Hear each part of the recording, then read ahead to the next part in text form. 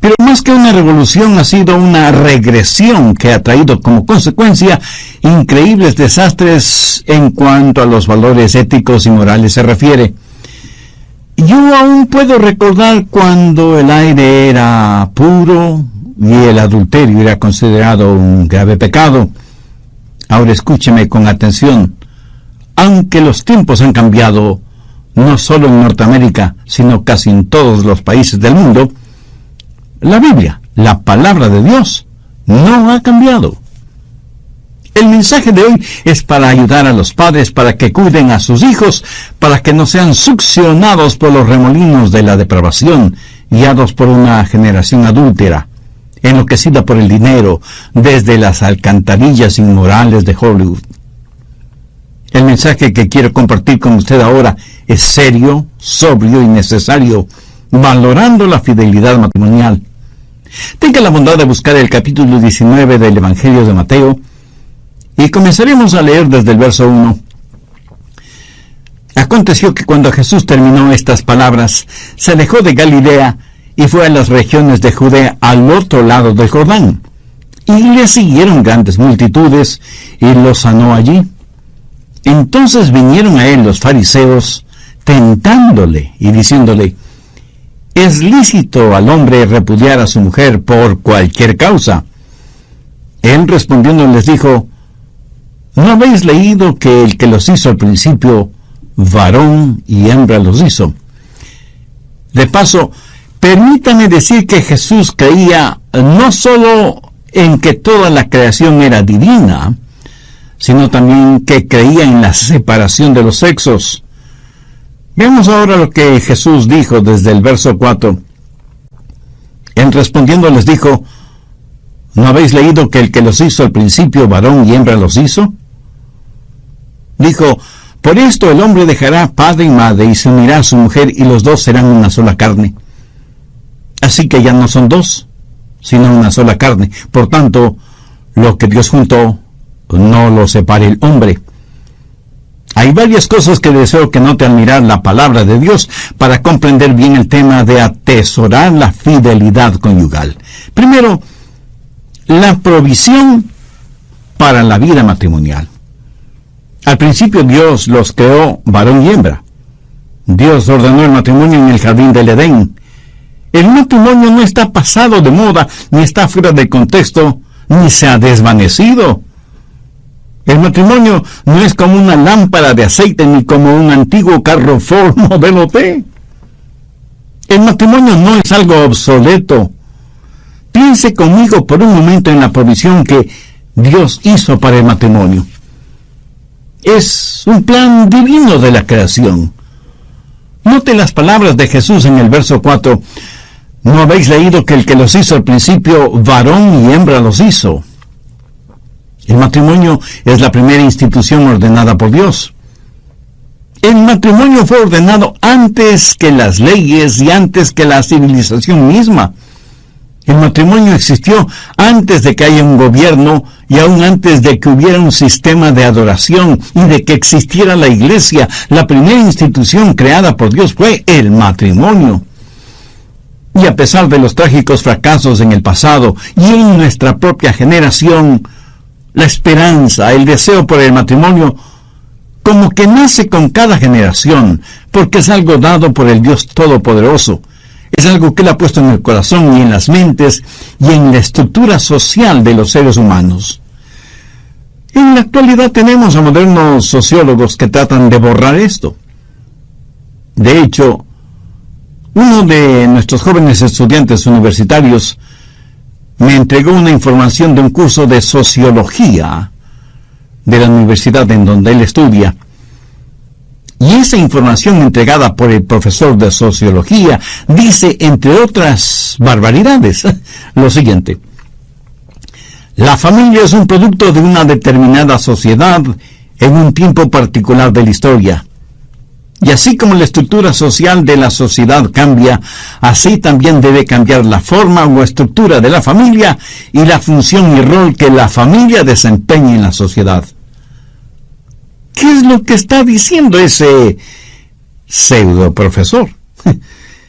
que la familia solo es un producto de la sociedad, de los tiempos o de la evolución. Pero, mi amigo, el matrimonio no se originó en algún caldo primordial o en algún pantano prehistórico de inmoralidad. El matrimonio fue ordenado por Dios mismo en el jardín del Edén, y Jesús dijo que lo que Dios juntó no lo separe el hombre. La máxima autoridad sobre el matrimonio es Dios, y no ninguna sociedad, por avanzada que se crea, ni ningún hombre, por muy sociólogo que sea. El matrimonio es, pues, el plan de Dios para el hombre y la mujer. ¿Cuál es la prioridad en el matrimonio? El matrimonio es supremo y está por encima de cualquier otro compromiso terrenal. Mire lo que dice el verso 5. Por esto el hombre dejará padre y madre y se unirá a su mujer, y los dos serán una sola carne. Estas son las palabras de Dios mismo. Los padres no son el supremo compromiso. Oh, cierto, debemos honrar a nuestros padres, pero la Biblia enseña que un hombre debe abandonar padre y madre para unirse a su mujer. Eso quiere decir que hay que cortar el cordón umbilical de la relación entre los padres con los hijos y dejar de ser el hijo de mamita o la hija de papito. Y esto usted lo entiende muy bien, ¿verdad? Los hijos no son el compromiso supremo. Cierto, debemos amar y cuidar de nuestros hijos, pero si usted es una madre, comete un trágico error cuando derrama toda su devoción y cuidados en sus hijos, olvidándose de su esposo, y sin pensar que tarde o temprano los hijos abandonarán el hogar. La relación marido-mujer es, en la Biblia, la más importante de las relaciones, más importante que la relación padres e hijos. El mundo de los negocios no debe ser su compromiso supremo. Muchos de ustedes están en peligro de sacrificar sus hogares en el altar de los negocios. Muchos hombres y mujeres son más fieles a sus trabajos que a sus cónyuges. Muchas parejas terminan divorciándose cuando por motivos de trabajo tienen que reubicarse en otro estado o provincia o en otro país. Muchas veces pensamos que un hombre tiene éxito cuando antes de cumplir sus 30 años se ha divorciado 2 veces, padece de úlcera estomacal a los 35, a los 40 sufre un ataque cardíaco, pero es un alto ejecutivo en alguna empresa. En el verso 6 Jesús dice, así que ya no son más 2, sino una sola carne. Por tanto, lo que Dios juntó, no lo separe el hombre. Y a pesar de esta clarísima enseñanza, un juez en una conferencia nacional, en un simposio relacionado con el tema, dijo, debemos enfrentar los hechos y permitir a nuestros jóvenes el que se casen 2 o 3 veces antes de que sienten cabeza definitivamente. Esta es la mejor propaganda para los matrimonios desechables, que va totalmente en contra de la palabra de Dios. Así que no son ya más 2, sino una sola carne. Por tanto, lo que Dios juntó, no lo separe el hombre. No hay nada más hermoso que la intimidad matrimonial.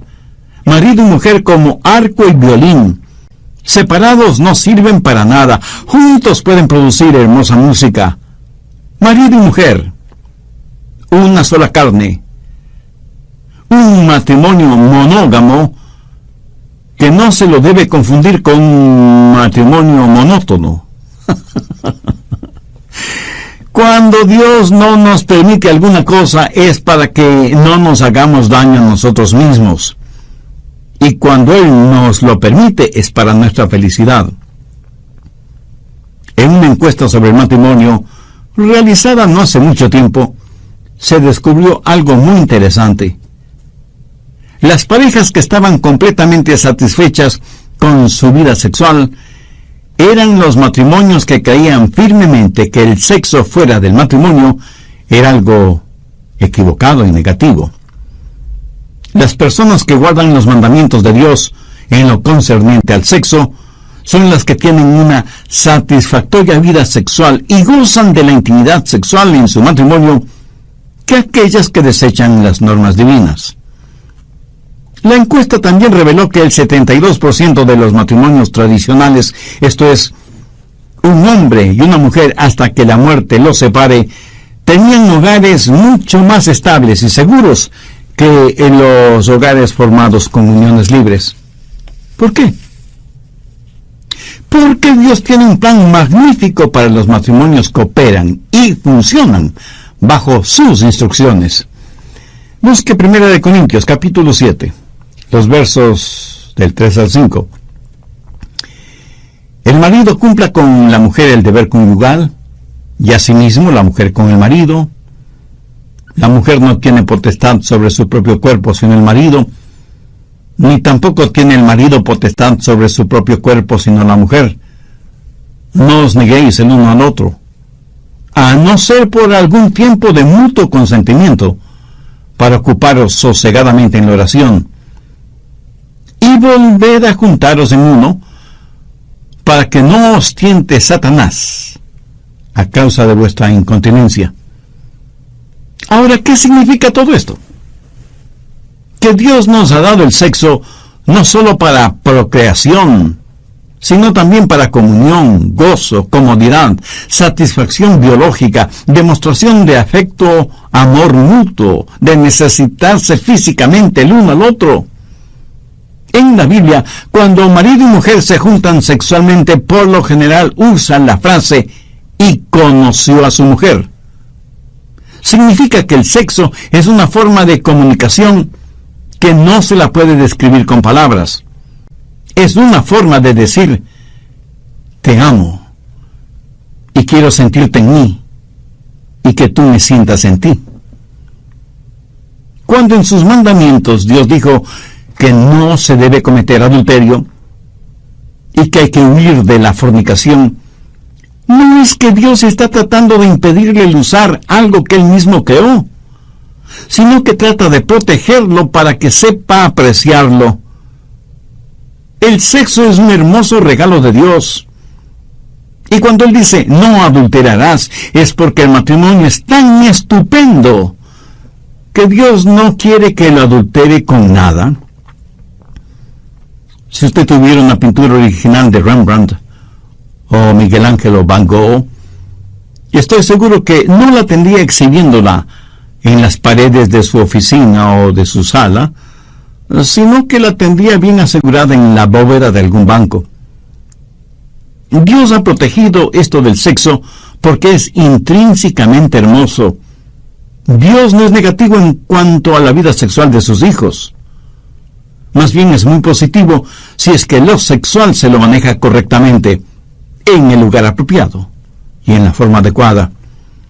Si usted tiene un hermoso jardín con un césped que parece alfombra, mientras está ahí ese césped no hay ningún problema.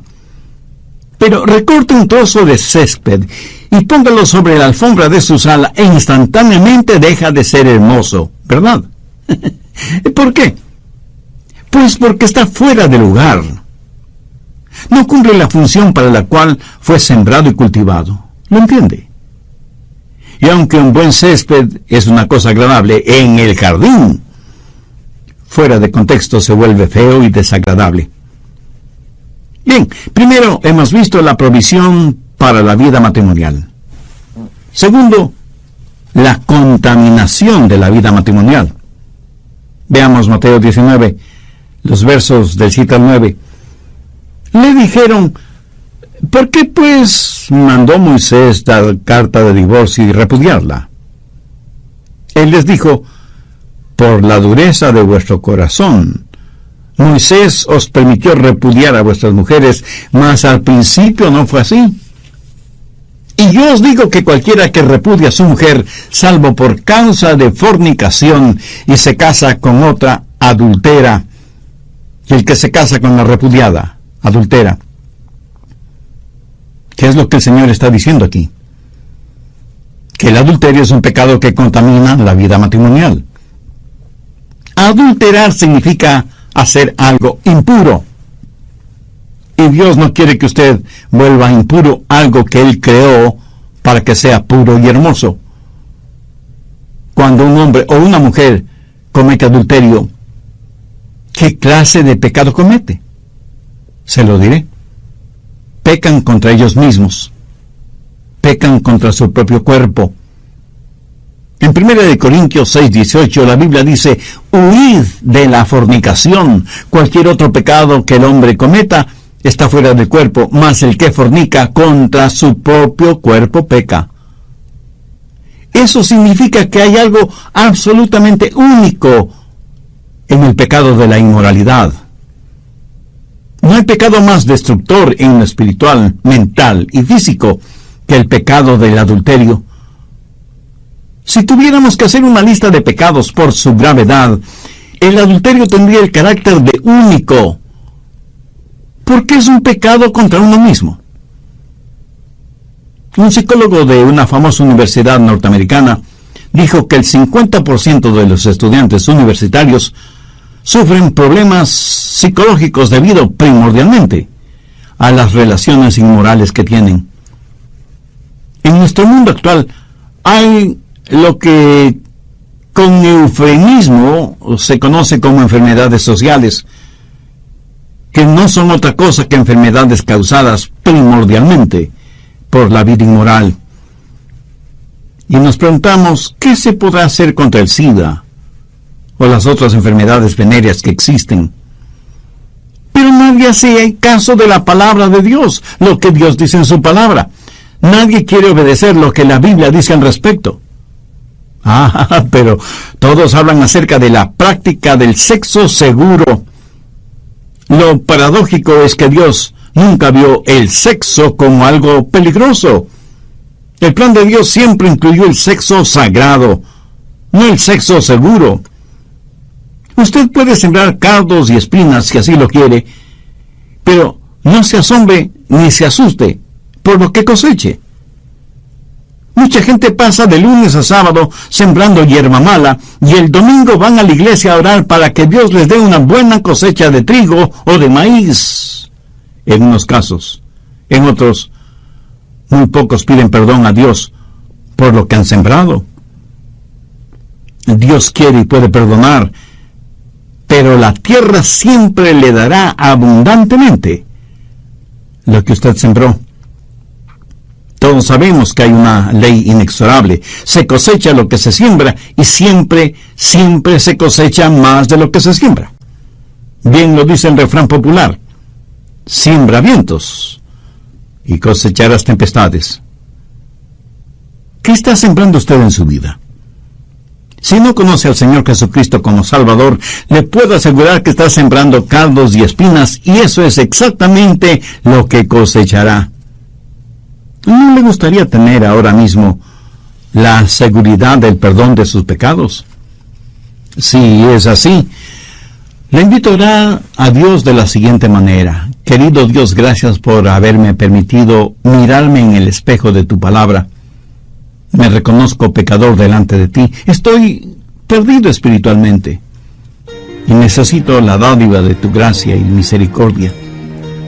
Señor Jesús, sé que tú eres el Hijo de Dios y que diste tu propia vida en la cruz como sacrificio para pagar el precio de la culpa de mis pecados.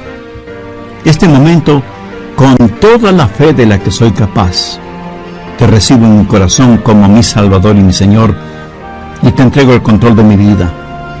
Hazme un instrumento útil en tus manos y ayúdame a hacer tu voluntad. Lo pido en tu santo nombre. Amén.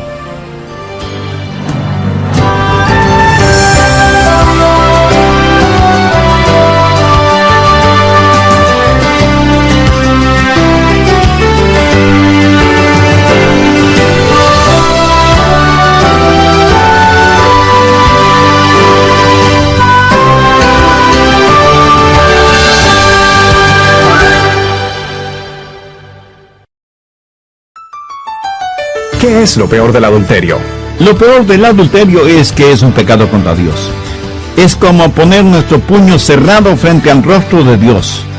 Cuando David cometió el pecado de adulterio, si bien es cierto que se arrepintió, Escuche lo que dice en el Salmo 51:4: contra ti solo he pecado y he hecho lo malo delante de tus ojos. ¿Por qué dijo David eso? Porque Dios ya lo había dicho sin ningún titubeo en el libro del Éxodo: no cometerás adulterio. El adulterio muestra desprecio y falta de respeto hacia Dios. Este es un tema fuerte. Con todo, se debe predicar porque con una experiencia de adulterio, además de romper la ley de Dios, se quebranta el corazón de un Dios amoroso y santo. De lo que nadie debe tener dudas es que Él juzgará el pecado de adulterio. Hola, ¿qué tal? Les saluda Irving Ravelo. Hoy, en El Amor que Vale, el pastor Adrián Rogers, con su habitual honestidad, comparte verdades bíblicas, profundizando para ayudarle a crecer en su relación con el Señor Jesucristo. A continuación, el doctor Adrián Rogers, en la voz del pastor Lenín de Llanón, concluye su enseñanza, valorando la fidelidad matrimonial. Lord Byron, el famoso poeta inglés, fue un joven completamente mundano y su corta vida la vivió en depravación absoluta. Sin embargo, escribió lo siguiente: mis días son como una hoja amarillenta. Las flores y los frutos de la vida han desaparecido y solo me quedan los gusanos de mi gangrena y mi propia aflicción. ¿Qué sucedió con él? Pues que creyó en las mentiras de Satanás y se hundió en una vida completamente inmoral, en todo sentido. El adulterio es un pecado contra uno mismo, pero además es un pecado contra el hogar. Las inocentes vidas de los hijos son destrozadas por causa del adulterio. El hombre que adultera es como si les dijera a sus hijos: su madre no vale nada y ustedes tampoco. Además, el honor no es tan importante como el placer, y mi propia satisfacción personal es más importante que su madre o ustedes.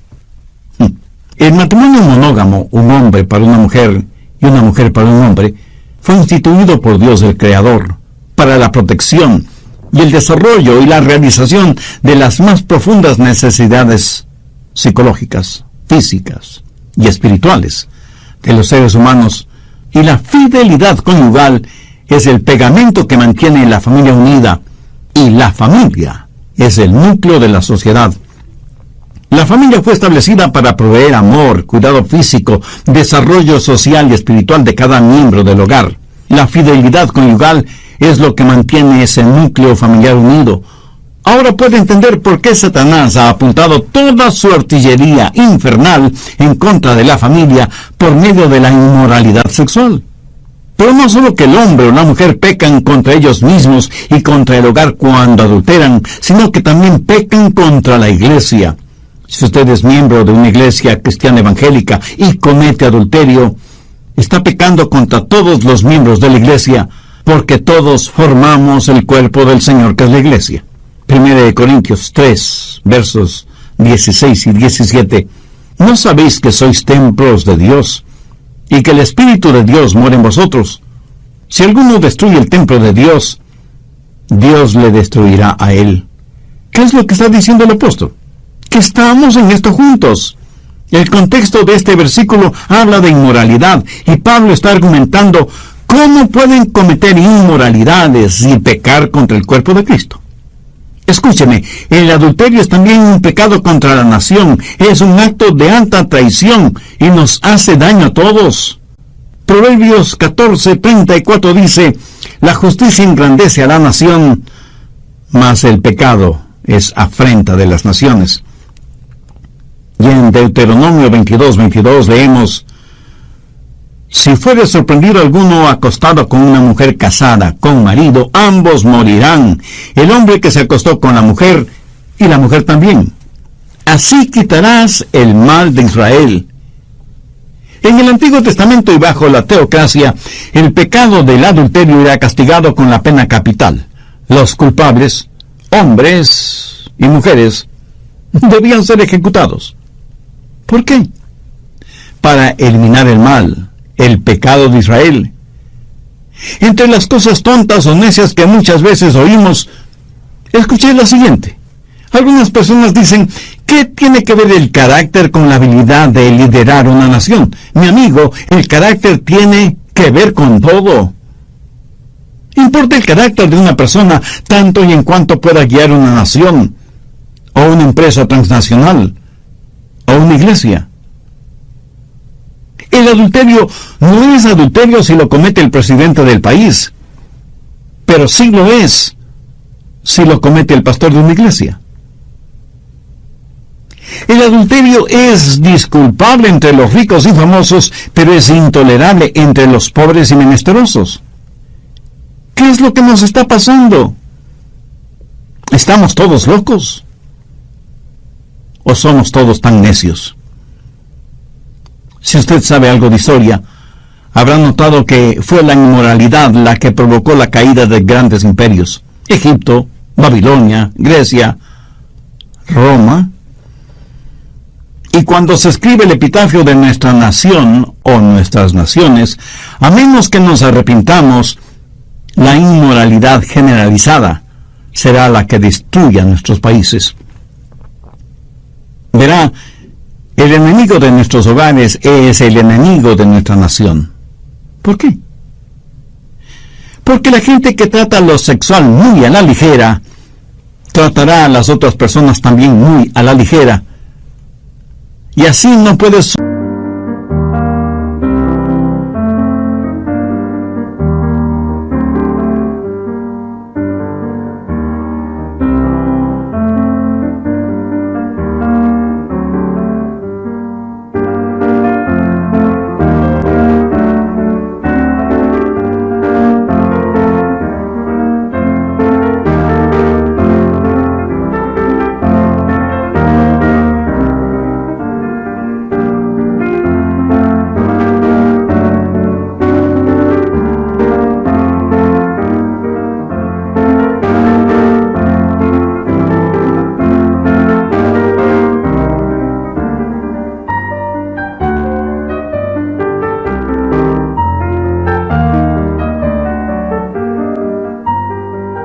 subsistir una sociedad. No puede haber gobierno sin entendimiento y mutuo respeto. Pero lo peor del adulterio es que es un pecado contra Dios. Es como poner nuestro puño cerrado frente al rostro de Dios. Cuando David cometió el pecado de adulterio, si bien es cierto que se arrepintió, escuche lo que dice en el Salmo 51:4. Contra ti solo he pecado y he hecho lo malo delante de tus ojos. ¿Por qué dijo David esto? Porque Dios ya había dicho sin ningún titubeo en el libro de Éxodo, no cometerás adulterio.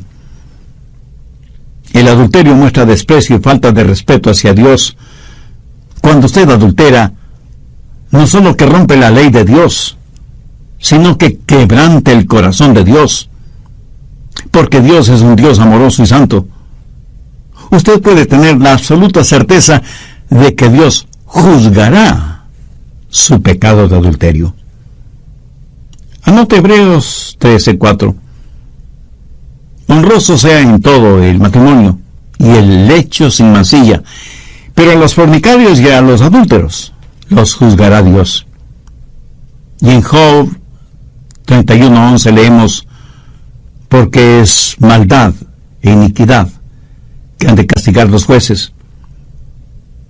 Y Levítico 20:10 dice, si un hombre cometiere adulterio con la mujer de su prójimo, el adúltero y la adúltera indefectiblemente serán muertos.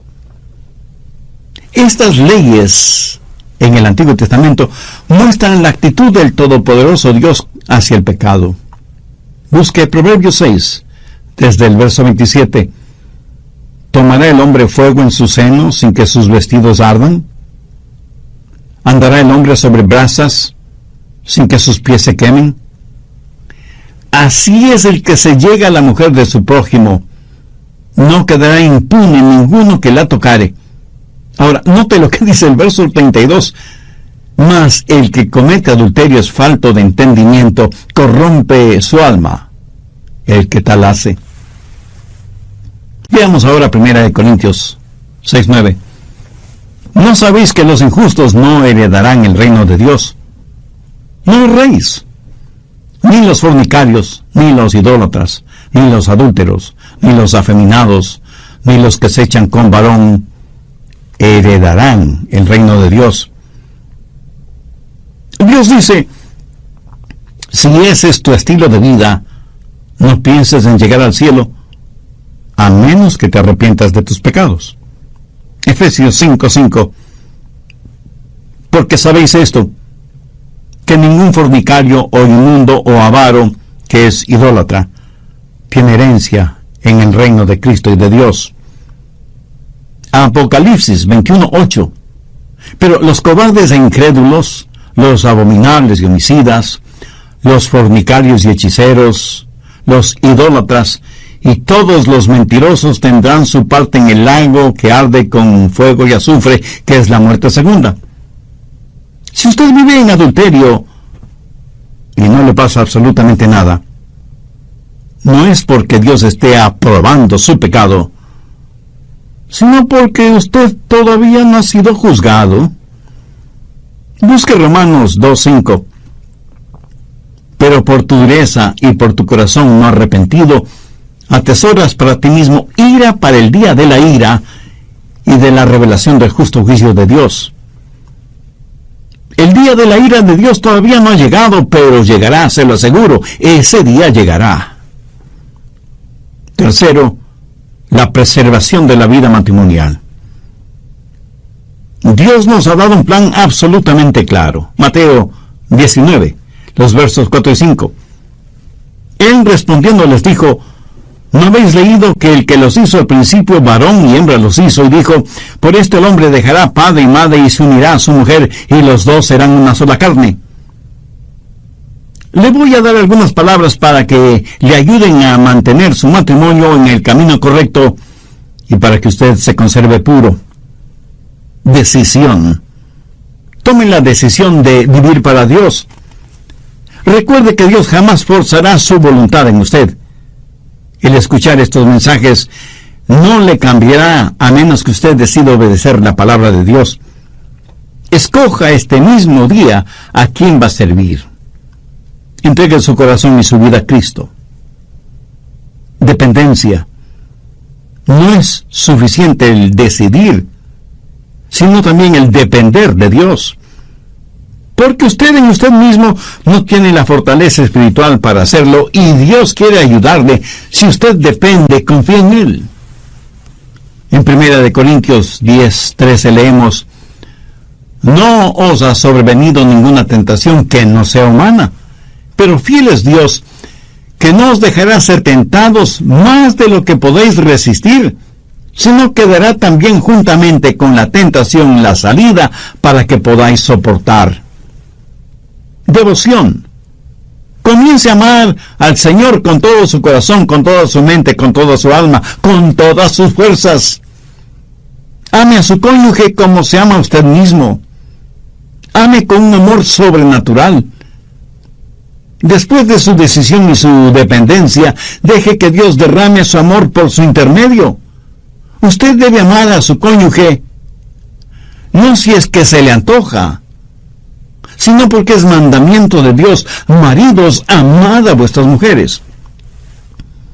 Las ancianas deben enseñar a las mujeres jóvenes a amar a sus maridos y a sus hijos. Escúcheme.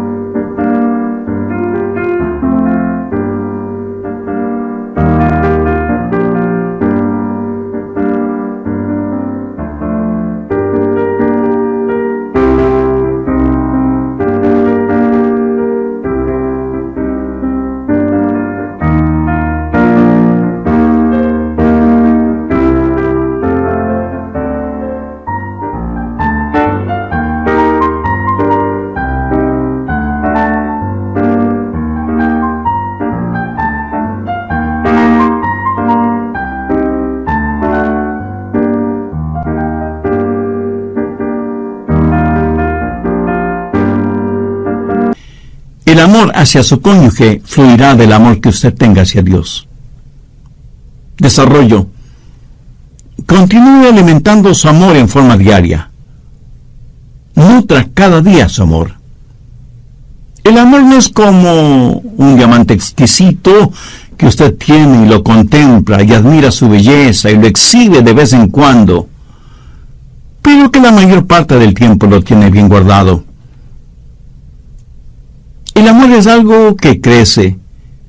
Es más como una flor que necesita ser nutrida, cuidada, cultivada, protegida, y cuya belleza total se desarrolla durante toda una vida. Hombres casados coquetean todavía con sus esposas. No lo haga con otras mujeres, pero sí con su esposa. Mantenga su carácter romántico durante toda su vida. Nunca llame a ninguna otra mujer con adjetivos calificativos que solo deben ser dedicados a su esposa. Expresiones como corazoncito, mi negrita, mi gordita, mi flaquita, terroncito de azúcar o lo que sea, deben ser expresiones que usted se las dice a su esposa y no a ninguna otra mujer. Disciplina. 27 veces en el Nuevo Testamento se nos dice que debemos huir de la fornicación, que evitemos las malas compañías, que no leamos o miremos basura. Permítame preguntarle, ¿comería usted basura? Por supuesto que no. Entonces, ¿por qué poner basura en su mente? ¿Por qué convertir a su corazón en un basurero, aceptando la basura de todo el mundo? Cuando era todavía estudiante en la universidad, sobre mi escritorio tenía una plaquita con la siguiente frase: aquel que no quiera caer, no debe caminar por lugares resbalosos. Manténgase puro y limpio. Sea cuidadoso con lo que pone frente a sus ojos, con lo que escucha. Hay necesidad de tener disciplina. Por lo general, cuando una persona es disciplinada en las diferentes áreas de su vida cotidiana, le es mucho más fácil el ser disciplinada también en su vida sexual. Determinación. Quiero decir, decídase de una vez por todas. Escuche lo que dijo Job. Hice un pacto con mis ojos. ¿Cómo pues había yo de mirar a una virgen? Y el rey David exclamó: pronto está mi corazón, oh Dios. Mi corazón está dispuesto. Determine en su corazón y en su mente de una vez por todas tener una vida sexualmente pura. Cuando ha tomado esa determinación, no tiene que batallar cuando está solo en una habitación de hotel acerca de lo que va a mirar en la televisión. ¿Por qué? Porque usted de antemano ya ha tomado una determinación y, por así decirlo, esa gran decisión que hizo le ayudará en un sinnúmero de decisiones pequeñas. Pero no lo podrá hacer si antes no ha tomado una determinación. Pronto está mi corazón, oh Dios. Mi corazón está dispuesto. Y le puedo asegurar que bien vale la pena hacer esto. Y tal vez algunos de quienes están escuchando este programa me digan: el pastor Rogers hubiera deseado escuchar este mensaje unos cuantos años atrás. Mis amigos, recuerden que Dios es un Dios de gracia, es un Dios de perdón. Cuando el apóstol Pablo, escribiendo a los creyentes en Corinto, les dijo: ni los fornicarios, ni los idólatras, ni los adúlteros, ni los afeminados, ni los que se echan con varones, ni los ladrones, ni los avaros, ni los borrachos, ni los maldicientes, ni los estafadores heredarán el reino de Dios. Inmediatamente añade una frase muy importante: y esto erais algunos. ¿No le conmueve esa frase? Y esto erais algunos. El apóstol Juan en su primera epístola dice: si confesamos nuestros pecados, Él es fiel y justo para perdonar nuestros pecados y limpiarnos de toda maldad. Note que dice que nos limpia de toda maldad. Y lo que Dios ha limpiado, ningún hombre puede llamarlo sucio. Una de mis historias bíblicas favoritas es la de la mujer sorprendida en adulterio. Creo que todos sabemos los detalles de esa historia. Al final Jesús le preguntó a la mujer: ¿ningún hombre te acusa? Y ella le contestó: no, Señor, ninguno. Y Jesús le dijo: yo tampoco. Vete y no peques más. ¿Por qué? Porque no envió Dios a su Hijo al mundo para condenar al mundo, sino para que el mundo sea salvo por él. Dios es un Dios de las segundas oportunidades. Es mi anhelo y oración que este mensaje llegue realmente a su corazón, de manera especial en las vidas de aquellas personas jóvenes que no han cometido el pecado de la inmoralidad, para que se conserven puras para quien llegará a ser su cónyuge. Es mi deseo que Dios ayude a quienes ya están casados para que permanezcan mutuamente fieles, y que aquellas personas que saben necesitan ser perdonadas y restauradas hagan una decisión por Cristo ahora mismo. Si ese es el deseo de su corazón, le invito a que ore conmigo una sencilla oración. Eterno y todopoderoso Dios, desde el fondo del abismo de mis pecados elevo mi voz hacia ti para implorar tu gracia, misericordia, porque necesito ser perdonado y rescatado. Señor Jesús, tú entregaste en la cruz del Calvario tu preciosa vida para pagar el precio de las culpas de mi pecado. Te agradezco profundamente el que me ames de esa manera.